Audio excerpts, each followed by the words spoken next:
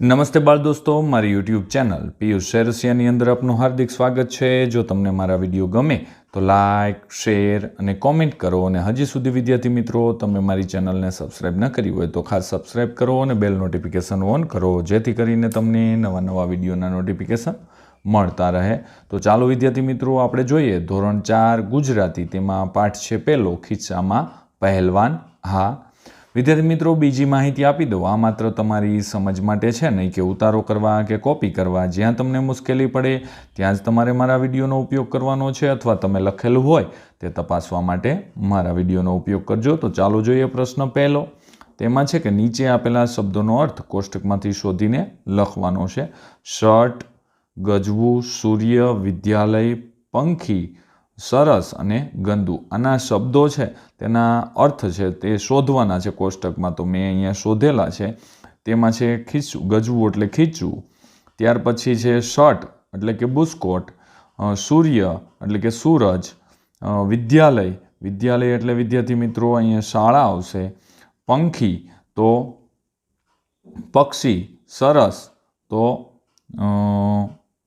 ખરાબ, ગંદુ તો ખરાબ અને સરસ તો સુંદર આવશે। આ રીતે અહીંયા શબ્દ છે તે શોધેલા છે, તો તમે પણ શોધેલા જ હશે, ચેક કરી લેજો। તો આગળ જોઈએ તો કે ભાઈ બુસ્કોટ, ખિસ્સું, સુંદર, સૂરજ, શાળા, પક્ષી, સુંદર અને ખરાબ જેવા શબ્દો છે અર્થવાળા છે। તો આગળ જોઈએ પ્રશ્ન નંબર 2, નીચેના કૌંસમાં આપેલા શબ્દમાંથી બંધ બેસતા શબ્દની જોડ બનાવવાની છે। તો એમાં અહીંયા બુસ્કોટ, આંખ, તડકો, પુસ્તક, ઇસ્ત્રી, તળાવ, સૂરજ, સ્લેટ, દફતર, ખિસ્સું, આકાશ, આંસુ, ધોબી, દરજી, વિમાન, કાતર, ઘાસ, ઢોર, પેન અને પાણી છે। તો આ શબ્દોની આપણે જોડ બનાવવાની, તો આંખ સાથે આંસુ આવશે, બીજું તડકા સાથે સૂરજ આવશે, અથવા તડકા સાથે વિદ્યાર્થી મિત્રો આપણે ખિસ્સું પણ રાખી શકાય।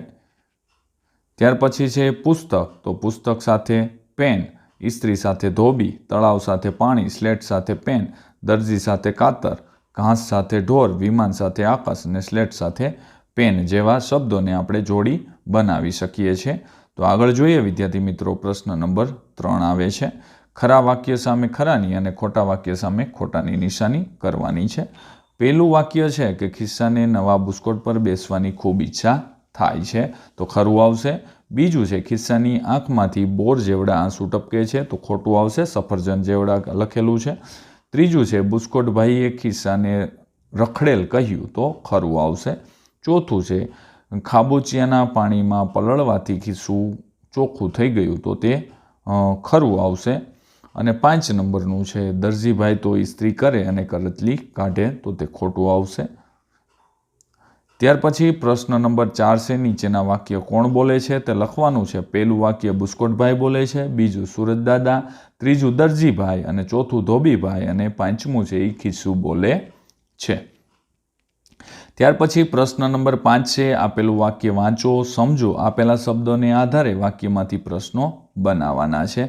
તો કે ભાઈ કોણ, પેલું વાક્ય છે દ્રોણ ગુરુ આશ્રમમાં રહી પોતાના શિષ્યને રોજ સવારે પોતાના હાથે જ ધનુર્વિદ્યા શીખવતા। તો આ વાક્ય છે એના ઉપરથી હવે ક્યાં, તો કે દ્રોણ ગુરુ ક્યાં વિદ્યા શીખવતા હતા, તો થઈ ગયો પ્રશ્નાર્થ। બીજું છે શું, તો દ્રોણ ગુરુ આશ્રમમાં શું શીખવતા હતા। ત્રીજું છે કોણ, તો કે કોણ ધનુર્વિદ્યા શીખવતા હતા। ચોથું છે કઈ રીતે, તો દ્રોણ ગુરુ કઈ રીતે ધનુર્વિદ્યા શીખવતા હતા। ત્યાર પછી પાંચમું છે જ્યારે, તો કે દ્રોણ ગુરુ ક્યારે ધનુર્વિદ્યા શીખવતા હતા। આ રીતે આપણે 5 પ્રશ્નો બનાવી શકીએ છીએ, તમે પણ બનાવેલા જ હશે, ચેક કરી લેજો। ત્યાર પછી પ્રશ્ન નંબર 6, પાત્રો દ્વારા બોલાયેલા 2 સંવાદ લખવાના છે। તો તેમાં પહેલું છે સૂરજ દાદા, તો એ બચુડા બીસ નહીં, તું તો ભીંજાયેલું છે, આવ મારી પાસે, તને કેમ બચુડા, હવે તું રડીશ નહીં ને।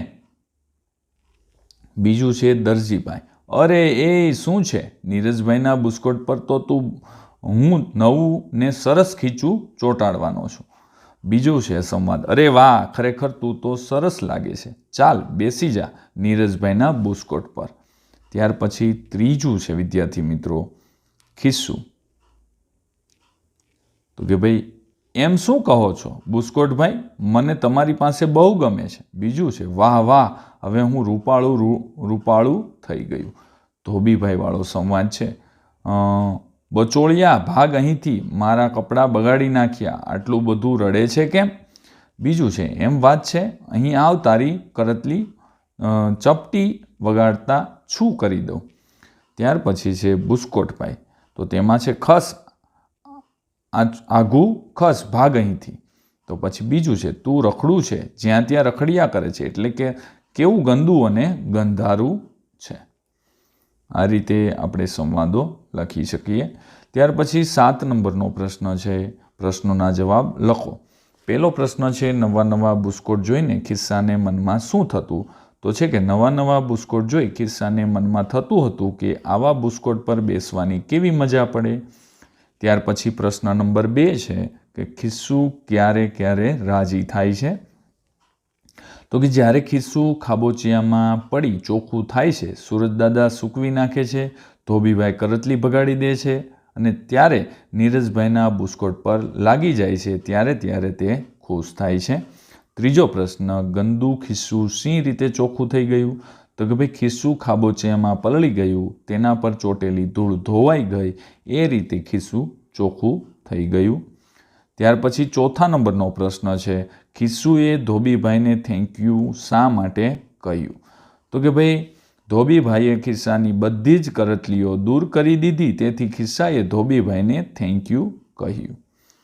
ત્યાર પછી પ્રશ્ન નંબર 5 છે, ભીનું ખિસ્સું કઈ રીતે સુકાઈ ગયું?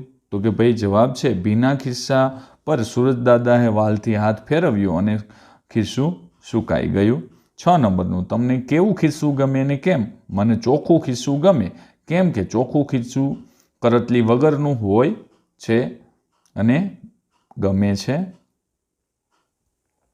પ્રશ્ન નંબર 8 આવે છે, આપેલા બોક્સમાં તમને ગમતા આકારનું ખિસ્સું દોરો અને તેમાં રંગ પૂરવાનો છે. વિદ્યાર્થી મિત્રો, તમે દોરી જ દીધેલું હશે તો તમારી રીતે તમે દોરેલું હોય તેમાં રંગ સરસ મજાનો પૂરજો. પ્રશ્ન નંબર 9, તમારા ઘરના સભ્ય સાથે દરજીની દુકાનની મુલાકાત લઈ તમારા અનુભવો વર્ણવવાના છે. તો વિદ્યાર્થી મિત્રો, અહીંયા મારા ઘરના સભ્ય એટલે કે મારા પપ્પા સાથે હું દરજીની દુકાને મારા નવા કપડાં સીવડાવવા માટે ગયો હતો. દરજીએ મારા કપડાં માટે માપ લીધું. હું ઘણો ખુશ થયો હતો. મેં મારી ડિઝાઇન પ્રમાણે ખિસ્સું બનાવવા કહ્યું અને દરજીએ હા કહી. દરજીની દુકાનમાં રહેલ વસ્તુઓ જોઈ અને તેના નામ જાણી હું ખૂબ જ ખુશ થઈ ગયો. વિદ્યાર્થી મિત્રો, આ રીતે આપણે આપણા ઘરના કોઈ વડીલ સાથે દરજીની દુકાને ગયેલા હોય તો તેનો અનુભવ તમને જે થયો હોય તે રીતે તમારે લખવાનો છે. અહીંયા મેં નમૂના રૂપ લખેલું છે. તમે તમારી રીતે જે અનુભવ થયો હોય તે તમારે લખવાનો છે. જો મિત્રો તમને મારો આ વિડીયો ગમ્યો હોય તો લાઈક કરજો, શેર કરજો અને કોમેન્ટ કરજો. અને હજી સુધી વિદ્યાર્થી મિત્રો તમે મારી ચેનલને સબસ્ક્રાઈબ ન કરી હોય તો ખાસ સબસ્ક્રાઈબ કરો, બેલ નોટિફિકેશન ઓન કરો, જેથી કરીને તમને નવા નવા વિડીયોના નોટિફિકેશન મળતા રહે. તો ચાલો વિદ્યાર્થી મિત્રો, હવે મળીશું આપણે નેક્સ્ટ એટલે કે આગળના વિડીયોની અંદર. આવજો.